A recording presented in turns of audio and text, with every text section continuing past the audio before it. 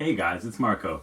So, with the majority of wonderful smartphones coming out this year, to name a few, the Samsung Galaxy S7, the LG G5, the iPhone SE, it seems like a lot of folks are flocking to get these new smartphones for their new features, upgraded specs, and wonderful hardware.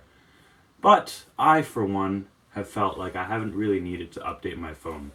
So I've had this LG G2 on me for about 2 years now. It's almost a 3-year-old smartphone.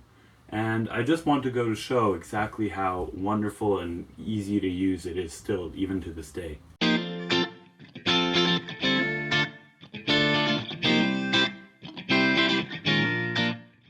So this fellow debuted in September of 2013, and I've had it as my daily driver since January 2014.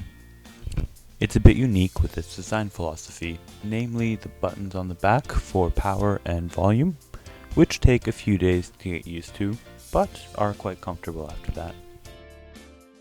With its primary use as a phone, it has good call quality on Rogers bands, and both the earpiece and the microphone do a comparable job with newer phones. You can check the links in the description for more detail. It has almost the same internals as the beloved Nexus 5, except with a larger battery and an excellent camera module. Even 3 years later, some companies haven't quite caught up to the specs of this old beast. I'm looking at you, Apple. We can check its performance on mobile games like Flappy Bird, which it handles with ease, or more performance-heavy titles such as an emulated PC space shooter.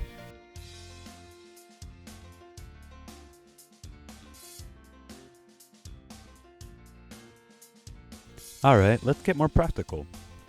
How is it with web browsing, emails, OS navigation, Google searches, and the like?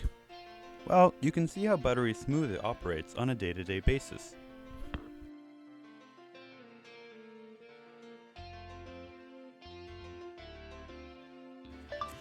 Testing 1, 2, 3.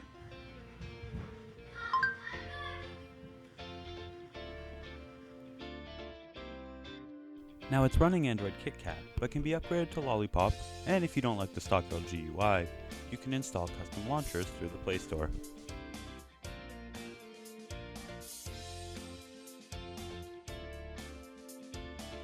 And for multiple Google, Microsoft, and Enterprise accounts, it synchronizes all your emails, calendar events, and contacts at the touch of a button.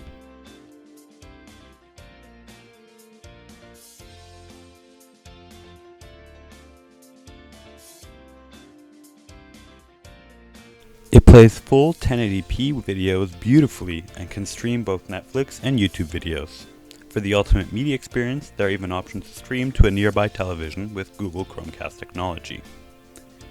It took until Android N for Google to finally implement this in their stock build, but LG has had multitasking in the form of Q-Slide apps, which can be moved around, resized, so you can watch an episode of Game of Thrones, for example, while texting your friends about it. Clearly its 2 GB of RAM is enough to manage this very effectively. And it's no slouch in the camera department either. Its 13 megapixel sensor, with an f2.4 aperture and optical image stabilization, ensures that one can take some very sharp and vivid shots both in high and low light situations. The selfie camera is respectable for some Snapchats as well.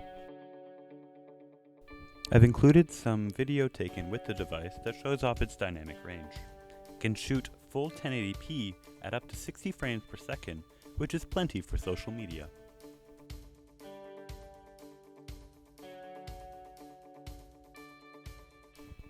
Now, all of this you can buy new on Amazon for under $300 off contract, whereas you'd be paying even more for an S7 when locked down for 2 years. And almost even the same price for a year-old phone on contract, the S6. Now, speaking of the S6, you don't need to worry about battery. I can last easily a day or two with moderate to heavy usage, and unfortunately the same cannot be said for the S6.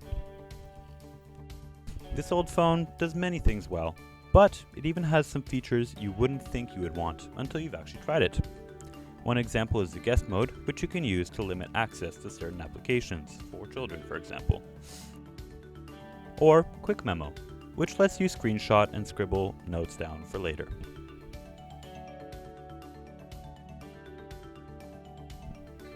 It even has a feature-filled music player, which can easily pair with Bluetooth speakers for high-quality sound.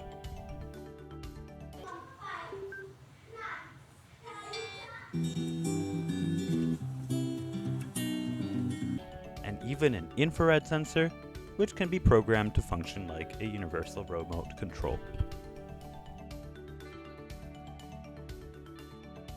As an Android device, it has access to the largest app store, which you can use to download numerous titles to the onboard 32 gigs of storage. Lately, it seems that most tech reviewers are finding that the flagship phones today are only small incremental upgrades to the previous generation, and it seems like there's been a lack of innovation in the smartphone realm. If you could care less about unlocking your phone with your fingerprint, then there's hardly any good reason to shell out close to $1,000 for the apparent latest and greatest. And if you don't like the build or look of the G2, there's many other models which do a great job as a personal assistant. Phones like the Galaxy S5, which are perfectly capable of handling your social media needs. Phones like the HTC One M7, which are perfectly capable of handling gaming, browsing, and other multimedia. Phones like the Moto X, which are perfectly capable of handling email, scheduling, and other productivity tools. For a phone that costs 3 times more than one that's a few years old, we don't quite get 3 times the improvement in features or specs. So before you go jumping the hype train, don't be afraid to try out older models and see if they already have all you need. Your wallet might thank you for it.